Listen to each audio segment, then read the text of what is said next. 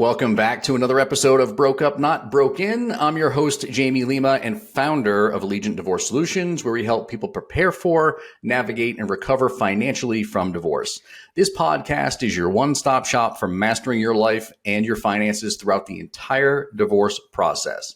Today, I'm joined by Darren Elliott. Darren brings both clinical expertise and lived experience to this conversation, having survived narcissistic abuse and navigating a life with ADHD. He specializes in helping individuals and couples work through disconnection, especially in high conflict relationships. Today, we're going to dive into the psychological dynamics of divorce, especially when narcissism is in play, and how these dynamics can impact financial clarity, boundaries, and long-term planning. So grab a cup of coffee or your beverage of choice, buckle up, and let's once again get you personally and financially empowered. Darren, so great to have you with us today, man. Thank you so much, Jamie. I'm excited to be here with you. Yeah, well, we've got a lot to talk about because, like I said in our pregame here for this conversation, we work with a lot of people who are trying to navigate the financial aspects of divorce and are having a very hard time doing it, not only psychologically, but financially because of narcissism that's involved. And I want to give you an opportunity to introduce yourself and share a little bit about the work that you do. But I want to also focus on that word narcissism because we hear it a lot in the work that we do. And I'm not a psychiatrist. I'm not a therapist. So I have a little bit of experience, on the psychological aspect of things, but I'm not a pro like you. And a lot of people use that word incorrectly. So I want to make sure we talk a little bit about that, make sure that we're not just throwing this word out just randomly. We actually are using it in the right context. So why don't you share a little bit about the work that you do and we can go from there. Great. Thanks, Jamie. Yeah, the word narcissist is thrown around it's thrown around like an insult today. So it's used very widely, and it's also quite misunderstood. It is usually used as an insult, but there's certain traits that people assume to be narcissism that may or may not be narcissism. And people behave in different ways when they're in different emotional states. But I want to mention, if you have a narcissistic partner, it is highly advisable to seek a solution like yours, to have a third party in charge of analyzing the financials, because that is the kind of thing you do need when you're divorcing someone who's narcissistic, because they have a narrative, and their narrative is the true narrative, and they need to be right and you to be wrong. And that's one of the things that you can usurp is, instead of me being right and you being wrong, we have Jamie come in and he's doing the finances and we both just trust Amy. So it's not something we have to fight about. It's not something we have to disagree on. We're bringing in a third party to deal with our finances and to sort it out. That makes it so much easier, but it's so important. Because the maths, right? I mean, 2 + 2 is 4, and who's going to argue about that, right? Right. So you're taking away a lot of the conflict, because there's a lot of conflict around finances, as you very well know. And there's different opinions about it. And the thing with someone who's narcissistic, if they truly are, they're right and you're wrong when it comes to their partner. So they need to be right and they need their partner to be wrong. But they might be fine with you being right, Jamie. So if you put you in the one who's giving them the financial numbers and stuff, it makes it easier for both of them, in fact, because there's a narrative there. I've seen that come into play a few times. I mean, just because, we do two things. One, we do mediation, where we help, people come to, an agreement and try to do so amicably. And then we also work as an advocate. So we basically be on Team Darren, right? And when we're on Team Darren, it's easy. I could see where it'd be easier for the other party to think that, we're just, we're biased and what have you. But with the reporting that we do and the analysis that we run, and just being able to show them the facts, like, hey, here's the math behind what we're proposing, and this is why. It's often hard to argue that, and I think it like you said, it helps to stifle some of that angst, anger, that's bubbling underneath the surface. Well, it'll help them deal with their polarized responses as well. Because someone who's dealing with narcissism tends to have a yes, right, good, bad response, and also a win-lose. And that's where it goes really wrong in a divorce, is I need to win and I need them to lose. So in this case where it's right and wrong, you bring in the right. So it's sort of giving them a polarized, well, this is correct, and they can go with correct. So you're not going to the polarized response of me versus you. I win and you lose. I'm good and you're bad.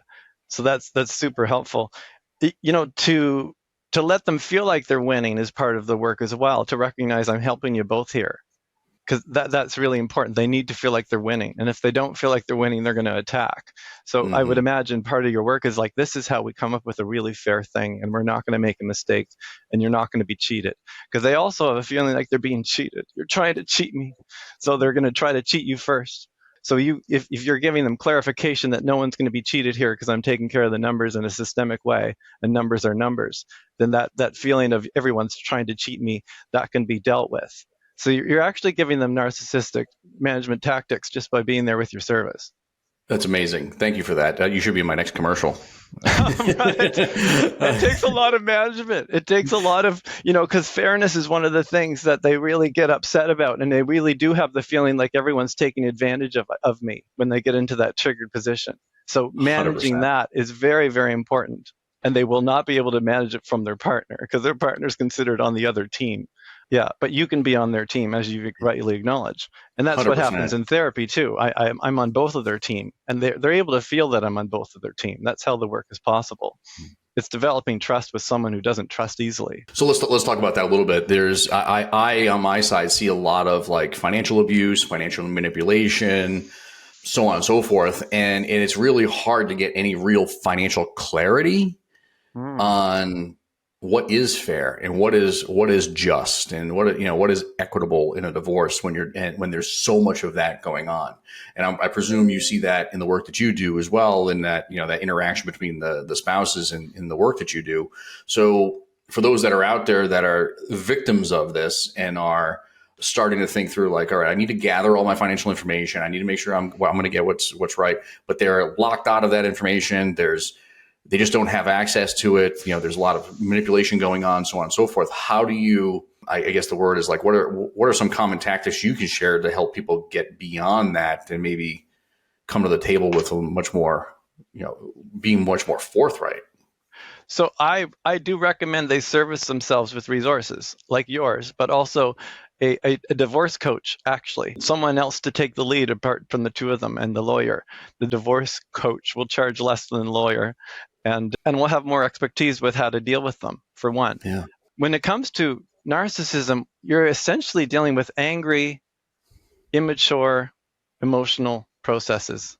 So if you think angry man-child in the case of a husband, or angry woman-child in the case of a woman, it's I say man-child because it's much more common. The prevalence of narcissism in men is much, much higher. And when I work with couples, it's much more common that the husband is living in grandiosity and separation, and the wife is living in emotional aloneness. But the self-image of the person matters a lot, and they care what you think about them. So until they don't, but if you're able to keep them in a place where they care what you think about them, Jamie, so they care that you see them as an honest and responsible person, so they're going to try to act honest and responsible. They do tend to try to impress others more than their own partner, and that's part of what goes wrong over the years. They'll go to a restaurant, and he wants to impress the waiter more than the wife. He wants to impress the waitress, and he's flirting with the waitress and making his wife feel small. Like it's more important to them what strangers think even than the person who's with them, because the person who's with them does see the other side of them at home. The person that generally speaking, generally they have an outside face and an inside face. They do try to hide that inside face with their partner, but essentially what we're dealing with in narcissism is a split. We have a person who is living in this reality, this version of themselves that they believe to be true, basically living in their self-image and denying everything that doesn't match their self-image as not being true. So if they see themselves as a good, generous Christian father, they're going to sort of accept all the behavior that agrees with what they see themselves as a good Christian father. And if they do something that doesn't match that behavior, they're almost able to not believe it, because they're living in this reality that they've created, and they avoid the other reality. And in this reality, there's nothing to blame here. There's nothing wrong with me. And that's part of the game that often needs to be played at the end of a relationship. If you're trying to minimize the fighting, to let them be right even if they're not. It's like, yes, I'm so sorry, I wasn't good enough for you. If you're the partner, let them be right instead of fight. I'm only leaving you because you were mean to me every single day, blah, blah, blah. That's not going to help anything. You just want to get away from this person and stop the fighting. Yes, you are leaving them now. They don't give closure, though, Jamie. That's part of what happens. They don't accept accountability. They don't accept responsibility. Part of what happens is, someone will be with their partner for 10 years and just be tired of being like the parent.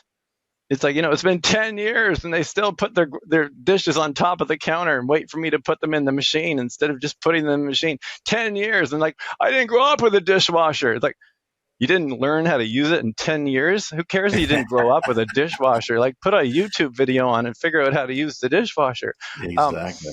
But it's all these little things usually that build up. And at the end, they're just fighting about all the stupid little nothings. So to minimize the contact, we actually minimize engagement.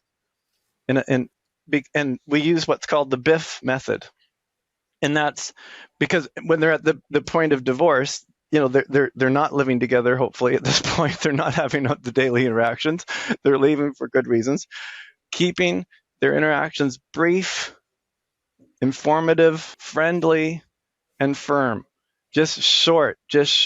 Because if they really are a narcissist, then they enjoy causing reactions in others. It makes them feel special. It makes them feel important. Causing people to panic. It actually gives them some kind of emotional thing, because they're looking for validation all the time.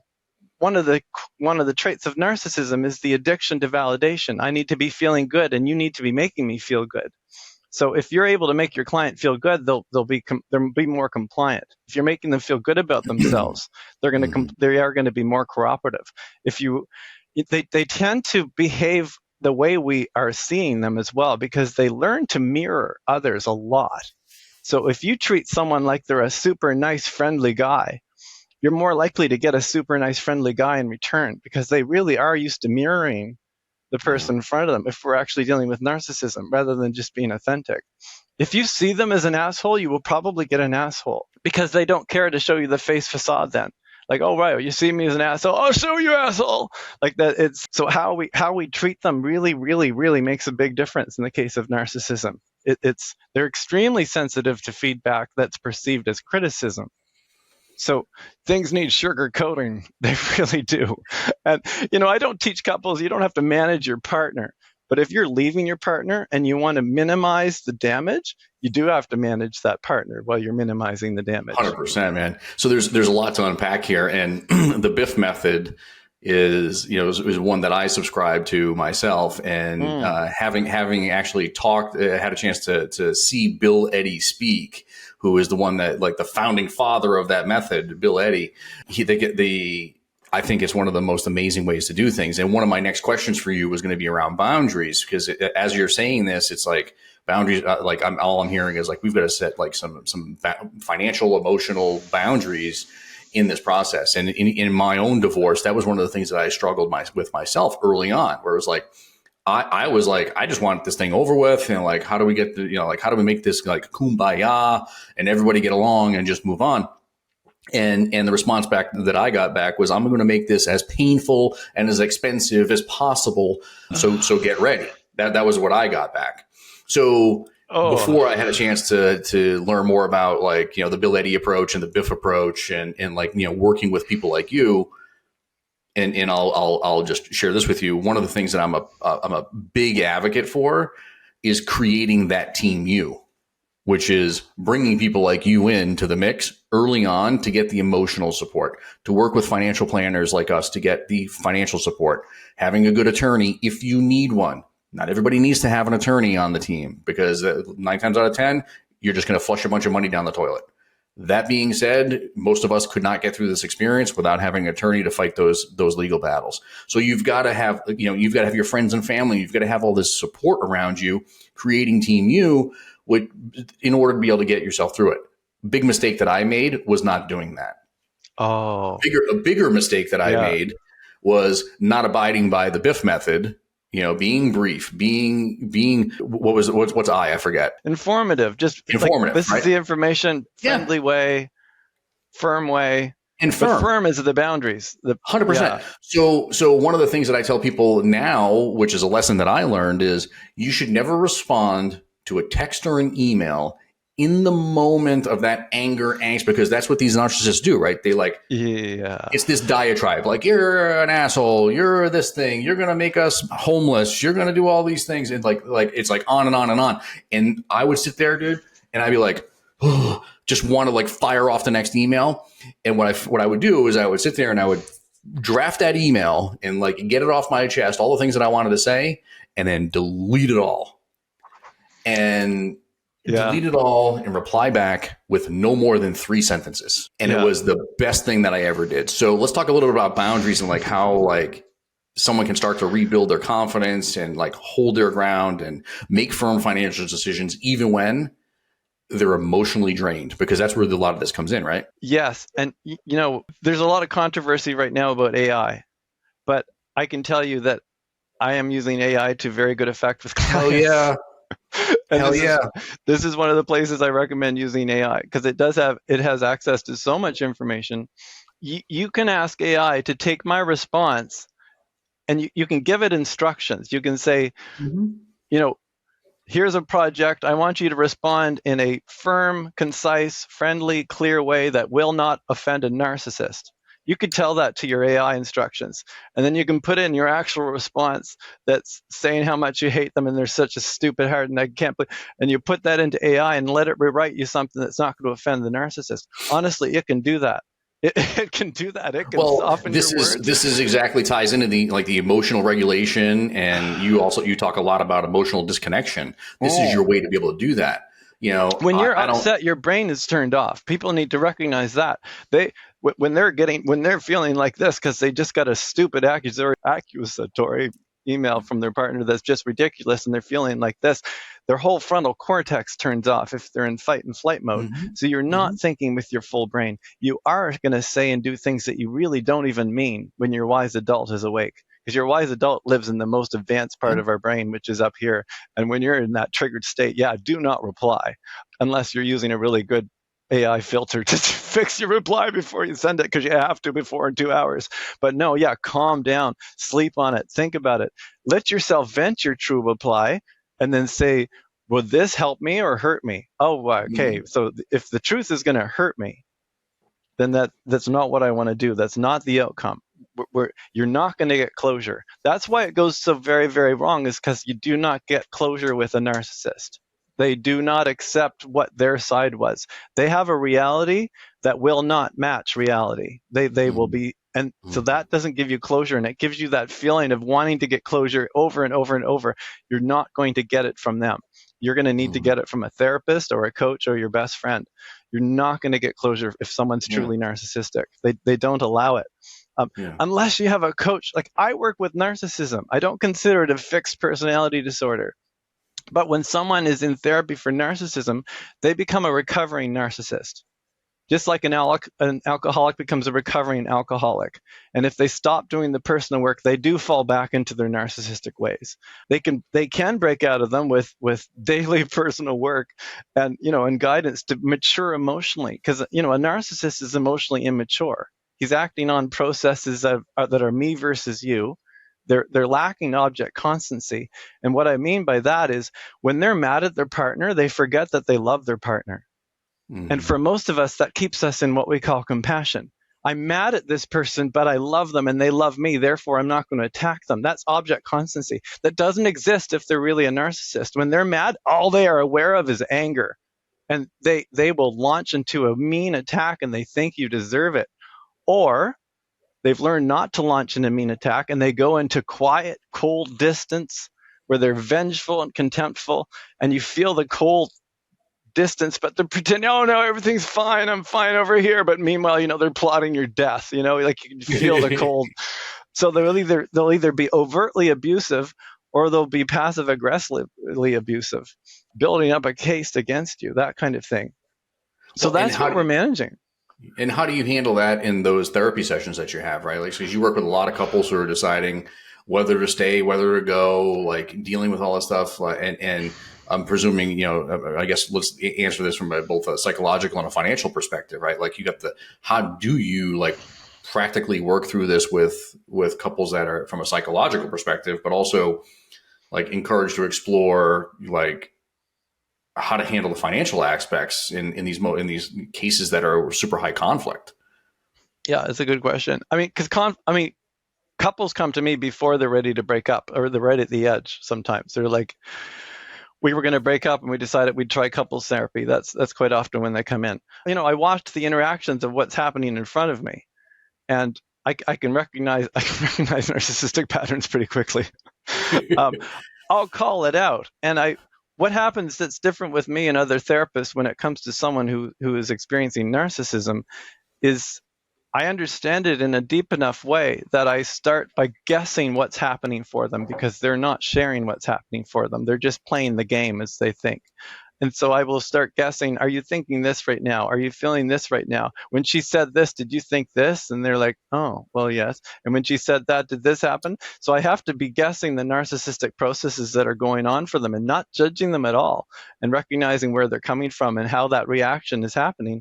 And when I start guessing what's happening inside them, that's when they start sharing what's happening inside them. Because essentially narcissism is living all off in separation by itself, and that's why it leaves reality. It's like an angry child, and no one's in their inner circle with that anger, and they never let them in over there. So when I'm able to get into that inner circle with them, that's when that inner circle is able to expand. Over time, they develop the ability to deal with difficult emotions, which they just do not want to deal with. They avoid so many things that if they go anywhere near it, they have an explosive reaction, because they're avoiding so many things. This is actually toxic positivity. Even toxic positivity can cause narcissism. If you're avoiding all negative things to be positive all the time, it doesn't work. It does not work. If you are not letting yourself go to grief, if you are denying that you feel anger when you feel anger, if you are just desensitizing your body and you become numb, and it just doesn't work. And then you're also not feeling with the emotions of the other. If you don't go to sadness and your partner comes to you sad, the dog died, and you're not allowing yourself to go to sadness, your partner's alone in that sadness, and they will feel alone, and they're going to feel abandonment, and they're going to feel neglect, and they're going to even feel rejection by the inability to feel with them in those difficult emotions. I'm seeing that a lot. That's what I see mostly in couples, is the guy has been taught not to feel, and that's common in our society, and it's coming from past generations of trauma. Is John Wayne syndrome? John Wayne syndrome. Yeah, maybe John Wayne so. syndrome, right? I mean, like I've heard other guests on the show, and even in person, like I've talked to people about this, and like, it's that John Wayne syndrome. Like I've got it all handled, and like, get off my lawn, like, I've got it all taken care of, and it's just not practical. You have a nervous system. Men and women and everyone, doesn't matter what you experience your gender as, you have a nervous system. You feel all the feelings, but men have been taught to hold it back and to not feel it and to be strong anyway. Well, to be brave is to feel fear and do it anyway. That is to be brave, but it's not to not feel fear. We feel the fear, and then we accept the fear, and we acknowledge that we're afraid, and then we step up and we do the thing. But if we force ourselves to not feel fear, the unfortunate thing is you cannot selectively decide which emotions you can not feel. You end up desensitizing yourself to yourself, and you end up feeling empty. And you end up feeling empty in a way that you're trying to always feel better, always feel happy, and you can't quite ever feel happy. You're chasing it by buying a bigger house and a bigger car and a bigger this, and I'll feel happy when this happens, and I'll feel happy when I get married, and I'll feel happy when I have kids, and then I'm going to feel happy when we get a bigger house. And they never feel happy. Yeah, if you've desensitized your body, this is where all your emotions are coming from. So you can't ignore some of them. Some people have had a major trauma, and they've cut themselves off emotionally, and they're also not happy. They do things that foster feeling in that happy energy, but it's shallow, it's baseless, but they're constantly chasing happy in that case. It's crazy, man. There's so many different things that go on through divorce. So we've talked a lot about. We could do a whole show. We haven't even talked about like kids and how they're involved. I mean, we could do a whole other show on this. But let's talk a little bit about sticking with the couples here. We've talked a lot about like leading up to divorce and preparing for divorce, and like how couples come to you and they sort that out, and they talk to you about how they're going to proceed, talked about going through divorce and some of the factors that we see as the divorce is unfolding. One of these days, the divorce is going to be over, and that person has to go on. They have to be able to heal. They have to remain, financially and emotionally intact, right? So, like, how do you do all that when you're leaving a controlling and toxic relationship? What are some of the things that you coach your clients on once the dust is settled? So staying off the battlefield is one. Don't get pulled into anything. Boundaries. Oh my goodness. Of course, it's more complicated when you're sharing children, because the boundaries have to be so much different because you're sharing children, you're co-parenting. Yeah. If you're co-parenting, you kind of need really, really clear boundaries, and you need to be parallel parenting almost, and rather than co-parenting, because it can be very difficult to have agreement. So you're just making the best of a bad situation. Document everything. That's important so that it doesn't get twisted. Like, don't delete the texts. If you don't want them on your phone, keep them in some kind of other way. Don't delete the emails. Mm-hmm. Yeah, it's really important to document things, because they will use half-truths against you. They may get mad at you later if it might be an amicable divorce, but then they see you with a new partner and all of a sudden they're enraged and they decide to come back and attack. Make sure you're ready for that. I've been attacked. I've had little random attacks. I have an ex who shows up every few years online as a different fake person to attack me or attack my partner in an emotional sort of way. And it's just these weird random attacks that come on through social media. And it takes me a little while to realize, like, oh my gosh, I know this is you again. Jeepers. Are you still there? And it's like every time they have another breakup, they coming back and attack the ex. You got to just be ready for that and not take it personally. It's nothing about you. If someone's being an asshole to you, it's about them. They are the jerk, not you.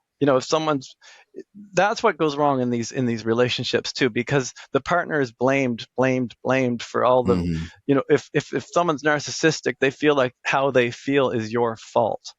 So they come in the house and you're having a bad day. They may actually make it into a fight because suddenly they're not feeling great and they're angry that you're having a bad day. And it's like, what's wrong with you? And like, oh, I had a really hard day. Oh, you think you had a hard day? And then all of a sudden you're fighting and you're like, where did that fight come from? You don't even know where it came from. Yeah. So you have to protect against things like that. My ADHD came up and it just sort of, the train went off the rails. It does that. I actually dealt with a scenario like I'll just share personally, right? So we're filming this in the early part of June. It's graduation time. Had a graduation last night, and we finally have now get to the point where like the family can all come together and so on and so forth, and it was very amicable, and we had a great time and got to celebrate my son graduating and the whole thing. And Grandpa still can't let go of the anger in this particular, and like it's like this anger just seeps through the whole family, right? Like when you're going through a divorce. So you've got to like be careful of that, because some of these boundaries that you're talking about setting up, like had there been better boundaries in my own situation, maybe like that anger wouldn't have been able to seep through these other layers of the family. Like the son of a bitch wouldn't even shake my hand last night. I'm like, we've been divorced 8 years, right? So it's like, and it's bothersome.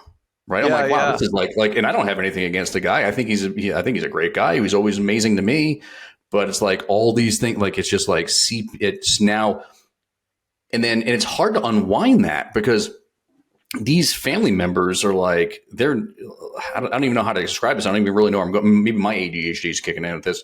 I don't even know if I have it, but maybe I do. But, I'm thinking through like, you're talking about like these boundaries and like how like it's so hard to heal and all these things. And I'm like, I watched my family last night, like my ex-wife, and everybody hugged, and she even she's hugging my now wife because I'm since remarried, and the kids are all getting along and this other stuff. And then I'm watching like the next layer, like her stepfather, still is not over this thing, and it's been like 8 years. It's like, what the hell, dude? Forgiveness is a relationship skill.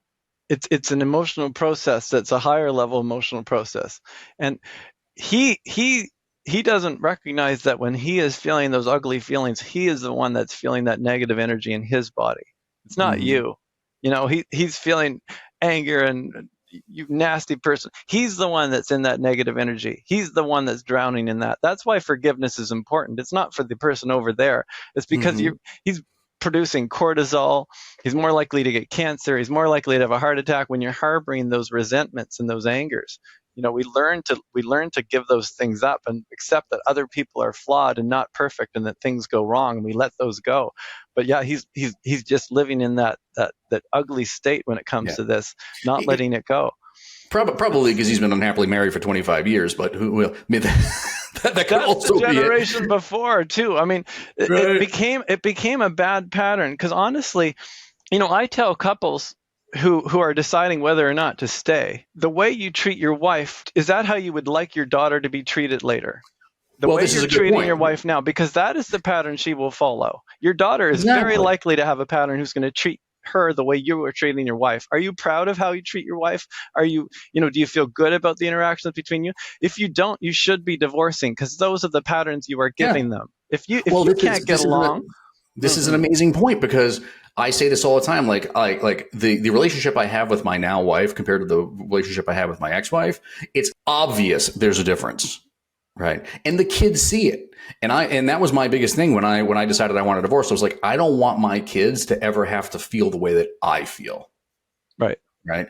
I want them to recognize that, like, there is a land of happiness out there. This may not be it for me right now, and this is going to hurt. It's going to be very bumpy. And it certainly was.